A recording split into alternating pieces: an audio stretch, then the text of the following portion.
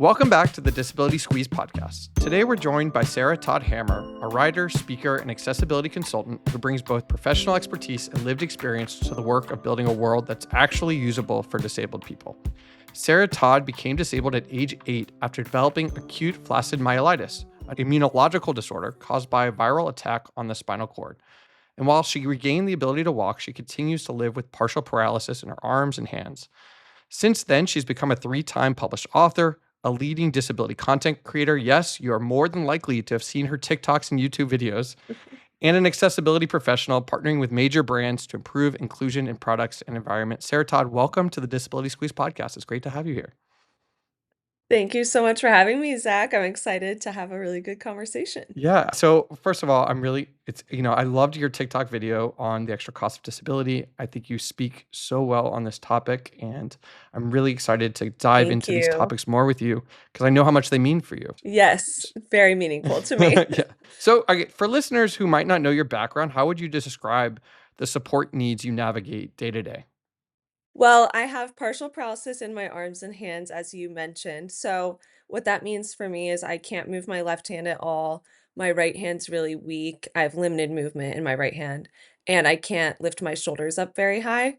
So, I am very independent in a lot of ways, but I also need help with a lot of things at the same time. So, for example, I was able to go off to college by myself. I didn't bring an aide with me. I didn't have my parents go with me. I didn't live at home. I moved 4 hours away to college, lived there for 4 years by myself, and was able to have friends help me when needed. But I do occasionally need help with things like dressing, doing my hair, washing my hair, putting my hair up, in a braid or ponytail or bun, preparing food, like cooking food, even things like bringing food in, like if I order delivery, bringing it in, setting it up, driving places. Those are just a few examples of things I might need help with day to day. One thing I'm really looking to bring more attention to, and I know that you can speak on, is not just the out of pocket expenses, but the time costs that disabled people encounter all the time. So, can Mhm, you speak a little bit about something that might take 5 minutes, that should take 5 minutes, but routinely mhm. turns into a whole process because of inaccessibility? Honestly, almost everything I do feels that way. Not gonna lie. I definitely experience time differently than most non-disabled people would, and there's actually a name for this in disability studies called crip time. Personally, I'm not a fan of the word crip, but it's a very progressive, like, disability term that a lot of disabled people use to refer to themselves as kind of like a take back of, an offensive term previously. So, this term crip time refers to how disabled people experience time differently, where a task, like you said, that might take a non-disabled person 5 minutes would take a disabled person 30 minutes or however long. So we're not afforded the same 24 hours in a day that everybody else is. So for me, that might look like when I'm waking up and doing my routine for the day, I might take forever to get dressed. Like, it might take me 10 minutes just to get my top on instead of 2 seconds for somebody else because I'm struggling with getting it over my head, or it needs a button done and I have to ask someone for help and maybe they're not immediately available. Or brushing my hair is a big one. Doing that this morning, I was thinking about that because a lot of the time if somebody's around, I'll just ask someone to help me with it because it's easier. Today, nobody was around, so I did it for myself. Took me about 10 minutes to brush my hair, and even though my hair is really long, it would not take me that long to do if I didn't have this disability. So those are just some Right. examples. I mean, taking a shower is a really big one too because washing my hair is really difficult. So it probably takes me twice as long to wash my hair. One more example that I think about constantly when I am emptying the dishwasher. That's when it always crosses Wow. my mind, I think, because it's such a physical task, and what I'm always thinking when I'm doing it is it's taking me 2 or 3 times longer for me to do it than for someone else because I'm carrying 1 glass at a time and walking it to the cabinet and putting it away instead of taking 2 at a time, or even 3 at a time, like, if I had 1 in each hand and 1, like, tucked under my arm. I always think about it when I'm emptying the dishwasher. And do you ever think about how you would use that time if you didn't have to devote that extra time to your disability? Like, how would you, what is the counterfactual? What would you be Mhm. doing with that time?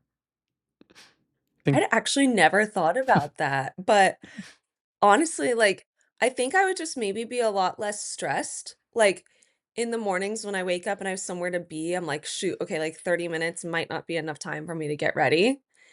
And so I have to budget for that.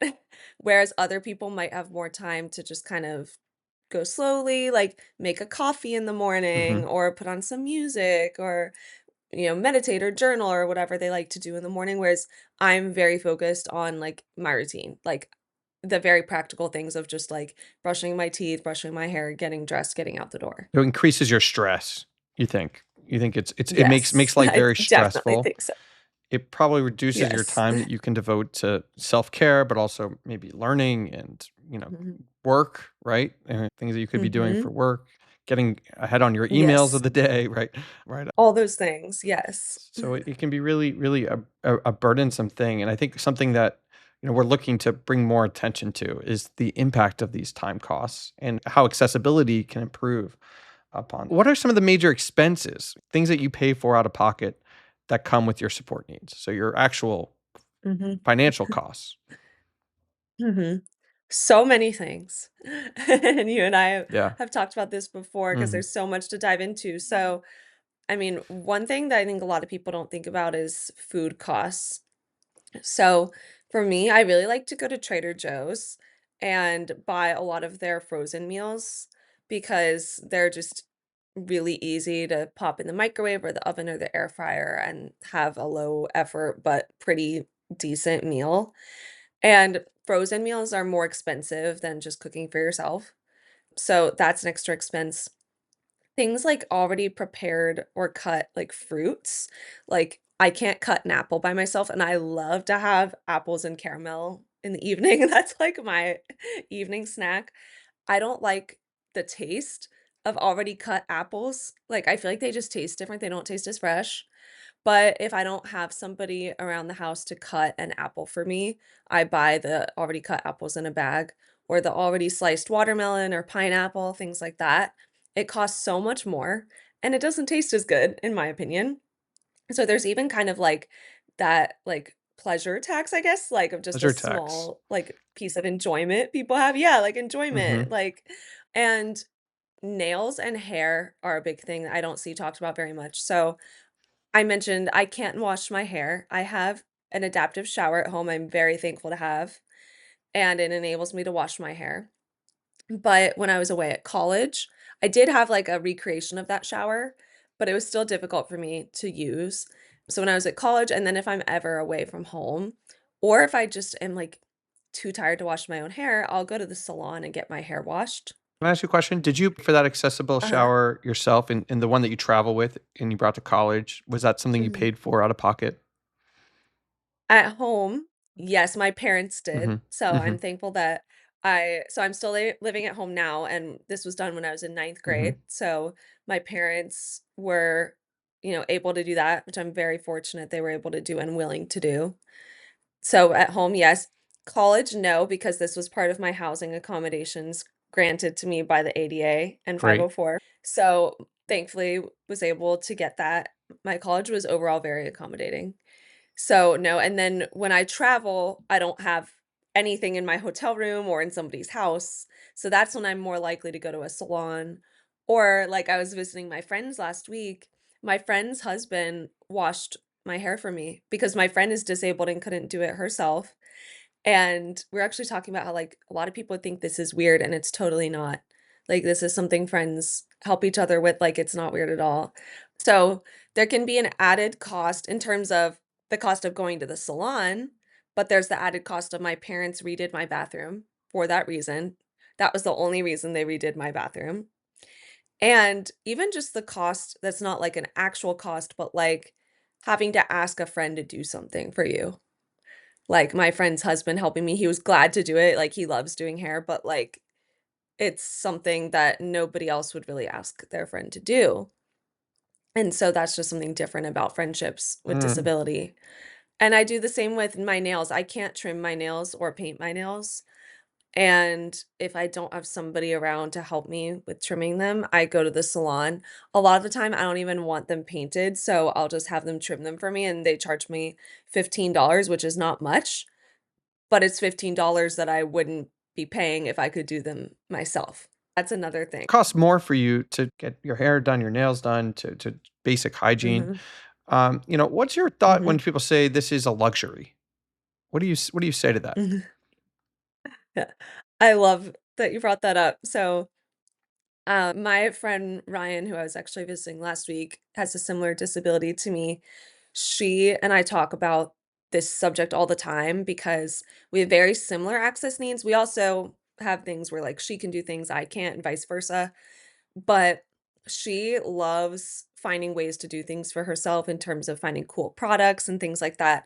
And she actually has this phrase she uses all the time called "It's not a luxury." And it's like this series she does on her social media where she shows things that people might perceive to be a luxury because they're maybe more expensive or there's something a lot of people think you don't quote unquote need. But for us, we need them.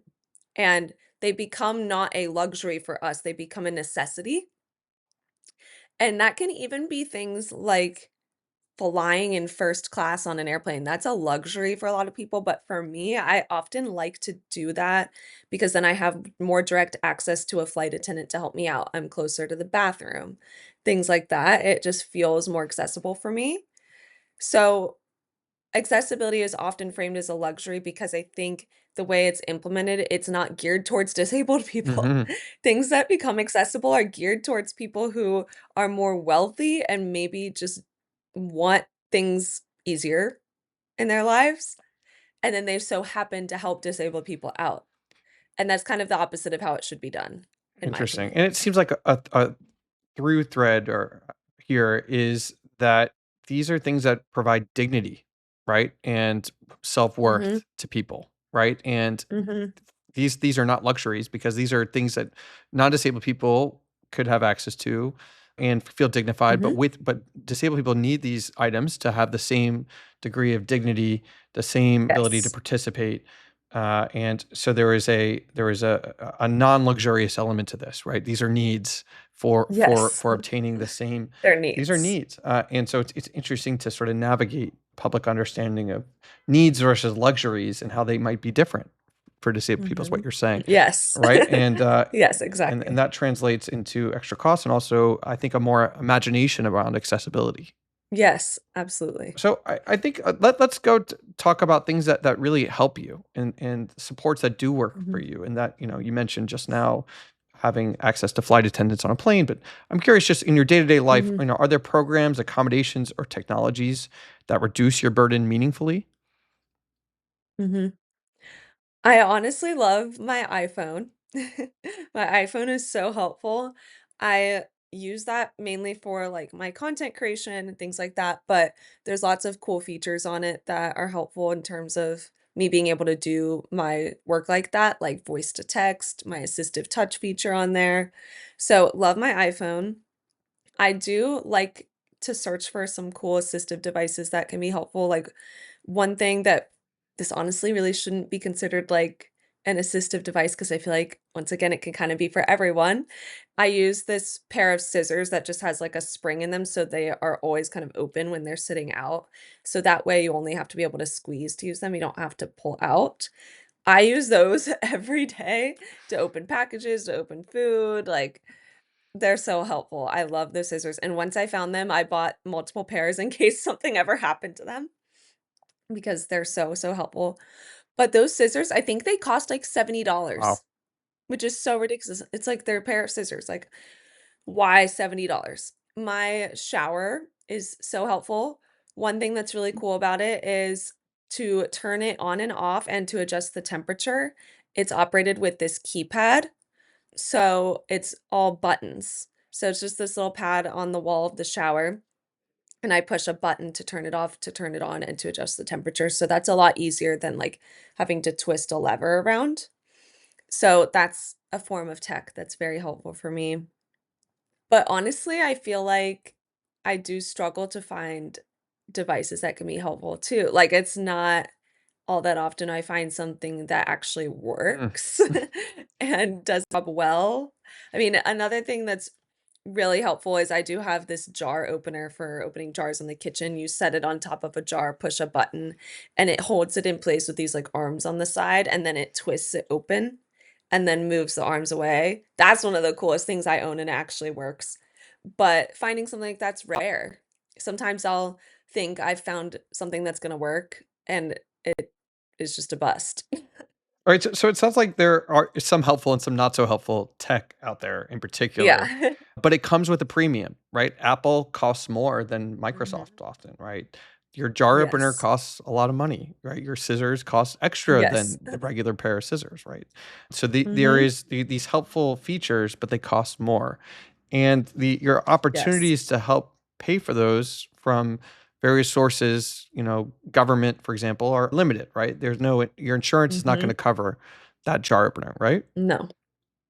You're No, paying out of no, pocket. never. Never, right? You're paying Yes. out of pocket, and these are things that save you time. They make your life more independent, right? Help you live Yes. independently, and yet they come at a really heavy cost, right? And so I think it's really worth highlighting these avenues. And I'm wondering if you could think of policies Mhm, that would reduce the financial and time burden that you're experiencing.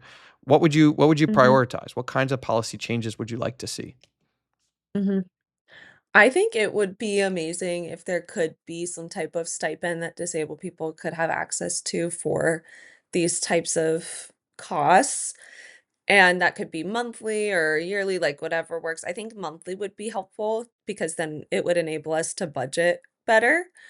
I think that would make a huge difference, like, if we could use it on food, caregiving, personal care, like hair and nails. It would make such a difference to know that those things are covered, and then when I go check out at the hair salon, I'm not thinking, "Wow, I just spent $60 on something that people would spend nothing on because 'cause they're doing it themselves." I think that would be amazing. I think also what would help is if, for example, like when I was at college, I was able to wash my hair because my college was accommodating and redid the shower for me in my dorm rooms. That enabled me to not have to go to the salon every week because I did have an option. It was just about like, do I have the energy? Am I too tired? Like, is my arm gonna let me wash my hair tonight? So that enabled me to save money in that regard because if they didn't make that shower for me, I would have had to go every week at the very least. And so I didn't have to do that. So I think if colleges, like, are more accommodating in that regard, like, that's just one example. If workplaces are more accommodating, like, a disabled employee might not need to worry about food costs as much, like, if their workplace has a cafeteria with lunch that's included. Or just even, like, an affordable lunch that they can just have access to, and then that is one day that that disabled person is not worried about being like, "Oh, I paid extra for this frozen meal," or "I had to eat out today," or "I had to DoorDash today," or "I had to buy the pre-cut apples." That's huge, just one meal a day, like, that erases a little bit of mental load. So those are some things that aren't necessarily government policies, but that we as a society could do to help those around us. Thanks for that. I think two thoughts there. Is the Mhm. first idea you had, which was cash assistance to help people with their regular, everyday extra costs of living, is not a revolutionary Mhm. idea at all. In fact, a Mhm. country as similar to ours as the UK, the United Kingdom, has a program called the Personal Independence Payment Program that gives disabled people Mhm. cash assistance with their extra cost of living with a disability. Mhm. It's not for people who have disabilities and they can't work. It's for people with disabilities living in the community who need help with their everyday Mhm. expenses. And there's a cash assistance program for that very purpose nationally in the United Kingdom. So you could very easily imagine we could have a program like that in the United States. And I think Yes. It's feasible, it yeah. is feasible, and I think it is a program that sounds like would really help you financially, but also live more independently Mhm. and help you get to work, help you get to school, right? It would do, I think it's really wonderful things. Yes. And the second thing you mentioned, which is something that we have to bring more attention to, is just how structural barriers in our environment, right, impose costs, Mhm. right? When we have these, right? And Yes. so if we were to make our environments more accessible, we could really reduce the financial and time burden that disabled people are facing in this country, and that we need to bring more attention to that and have lots of Mhm. benefits from that in our country. Absolutely, yes. So I want to almost conclude here, but I know that you're doing a lot of really interesting stuff in fashion and in Mhm. business, consulting with businesses. And I'm just wondering what you think companies need to understand about the actual day-to-day costs of living with a disability. Mhm. I think it's something that they never even consider, like, most people wouldn't unless they're living it. I honestly didn't even necessarily consider it until I'd been living with my disability for years, and that might be because I was a child when I became disabled, and then it was kinda when I was in college and was paying for myself that I noticed it. So I was very privileged to have my parents be doing things for me and not complain about it and not make me feel bad about it. So I think it's just something businesses don't even consider at all. But I think where they could help is like I mentioned with eliminating access barriers. So I think it would be helpful for them to start considering like thinking outside the box with things and also thinking about the disabled community when they're thinking of things they perceive to be a luxury. When they're developing a new product that they think is going to be a luxury, Apple would be a good example of this because they, like we said, are a premium brand when they're working on their features for their new iPhone, like, thinking about how that's gonna help disabled people would be cool, and I think a lot of people think then these products or services will be perceived as medical, but I really don't think that always happens. I think with strategic marketing, it can be done. Like, for example, the Meta Ray-Bans glasses, those weren't necessarily created with disabled people in mind, but it seems, at least from what I've seen with the marketing of them, that the brand has caught on to how helpful they are for a lot of disabled people, and they're including disabled people in the ads and in the marketing. And that just lets disabled people know, like, this is a cool option for you. Like, this isn't necessarily a medical item for disabled people. So anyway, tangent, but I think that just thinking about when these businesses are developing a new product, not seeing it as a luxury, thinking about the disability community, how it could be helpful, and not just, oh, how can we create something to make lives easier just for people who want things to be easier? Like, it's deeper than that. And you might want to add there is that the estimates are that disabled consumers represent a $480 billion consumer market. Mhm. S- It's a huge It's a huge market. market for Yes. these companies to think about how to make technologies accessible and really target this market in ways and make lives better and easier Mhm. for disabled people. Yes. All right, Sarah Todd, thank you so much for talking with me. I encourage everyone to watch your TikToks and YouTube. You do such a fantastic job Thank you. in those, and you're an awesome advocate. And I really enjoyed this conversation. Thank you so much. Me too. I loved it. Thanks for having me.